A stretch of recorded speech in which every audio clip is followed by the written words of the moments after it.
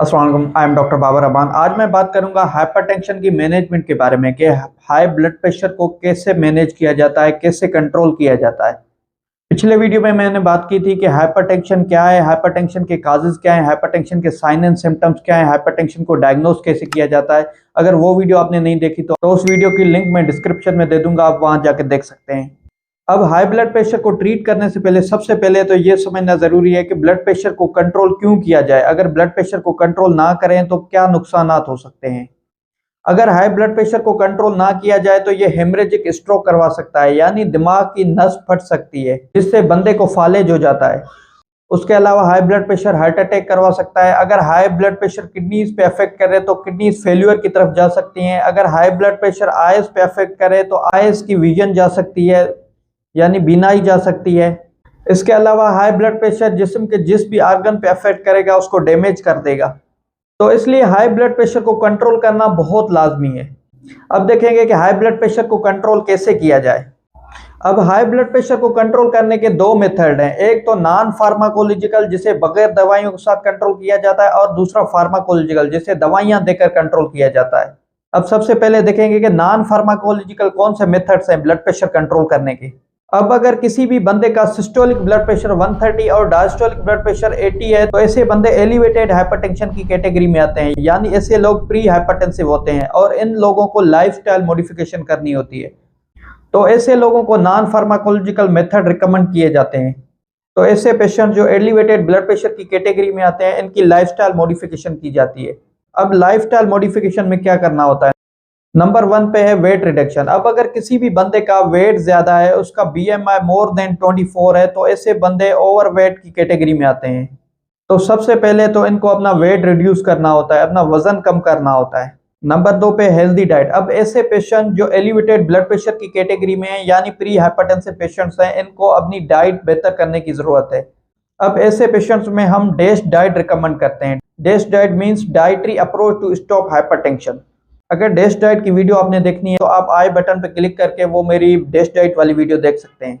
अब नंबर 3 पे है साल्ट रिडक्शन। अब अगर किसी भी बंदे का ब्लड प्रेशर 130 और 80 से बढ़ा हुआ है तो ऐसे पेशेंट को साल्ट रिडक्शन करनी चाहिए। अब लोग करते क्या है कि साल्ट बिल्कुल बंद कर देते हैं। साल्ट बिल्कुल बंद नहीं करनी होती, मतलब नमक का कम इस्तेमाल रखना है। अब गाइडलाइन ये रिकमेंड करती हैं, अगर कोई भी पेशेंट प्री हाइपरटेंसिव है तो ऐसे पेशेंट्स को 3 ग्राम पर डे साल्ट इंटेक करना चाहिए, मतलब दिन में सिर्फ 3 ग्राम साल्ट इंटेक करना है। अब जो एक टी स्पून होता है वो 6 ग्राम का होता है, मतलब हाफ टी स्पून एक बंदे को दिन में इस्तेमाल करना है अगर पेशेंट प्री हाइपरटेंसिव है। तो जो नॉर्मल लिमिट है साल्ट यूज करने की वो है 6 ग्राम पर डे।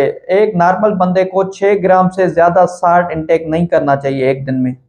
अब जो नंबर 4 पे है रेगुलर एक्सरसाइज। अब जो भी बंदे प्री हाइपरटेंसिव की कैटेगरी में आते हैं उनको लाजमी है कि वो डेली रूटीन में एक्सरसाइज करें। एटलीस्ट हफ्ते में 5 दिन एरोबिक एक्सरसाइज करनी है और दिन में 15 मिनट तक एक्सरसाइज करनी होती है, मतलब पूरे वीक में सिर्फ 75 मिनट्स एक्सरसाइज करनी होती है। और उसके अलावा लाइफस्टाइल मॉडिफिकेशन में आ जाता है कि हेल्दी ड्रिंक्स लेनी है, मतलब अल्कोहल कंजप्शन नहीं करनी, सिगरेट स्मोकिंग नहीं करनी, स्ट्रेस नहीं लेना।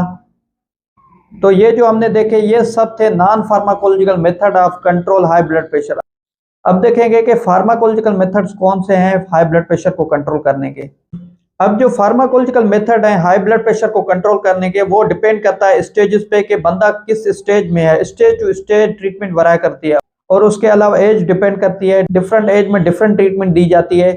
और उसके अलावा देखा जाता है कि कोर मॉर्बिडिटीज तो बंदे में नहीं है, हाइपरटेंशन के साथ कोई और बीमारियां तो नहीं है। अगर किसी भी बंदे को हाई ब्लड प्रेशर के साथ शुगर है, डायबिटीज है, तो उसका ट्रीटमेंट मेथड अलग होता है। और अगर किसी भी बंदे को हाई ब्लड प्रेशर के साथ कोई रीनल इश्यू है, किडनी का मसला है, तो ऐसे बंदों में ट्रीटमेंट मेथड चेंज होता है।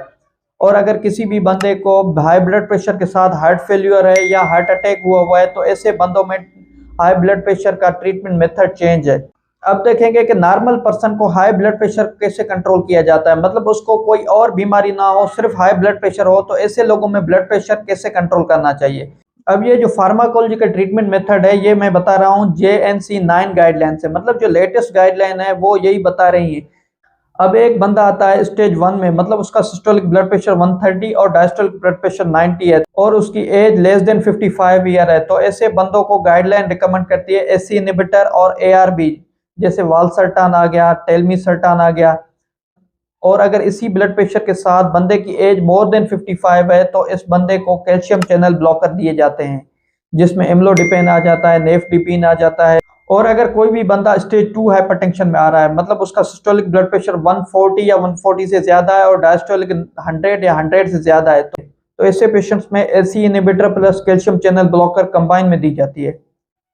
और अगर कोई पेशेंट स्टेज 3 हाइपरटेंशन में आ रहा है, मतलब उसका सिस्टोलिक ब्लड प्रेशर 150 से 170 तक है और डायस्टोलिक ब्लड प्रेशर 110 से 120 तक है, तो ऐसे पेशेंट्स को ट्रिपल कॉम्बिनेशन दी जाती है। तो स्टेज 3 हाइपरटेंशन में calcium channel blocker, AC inhibitor और प्लस में डायरेटिक्स दी जाती हैं। मतलब ऐसे पेशेंट्स को 3 दवाइयां दी जाती हैं कॉम्बिनेशन में। तो ये थी हाइपरटेंशन की ट्रीटमेंट। तो नेक्स्ट वीडियो में हम देखेंगे कि रेजिस्टेंट हाइपरटेंशन को कैसे मैनेज किया जाता है। अगर आपको इस वीडियो से कुछ नया जानने को मिला है तो हमारा यूट्यूब चैनल सब्सक्राइब कर दें। Thank you.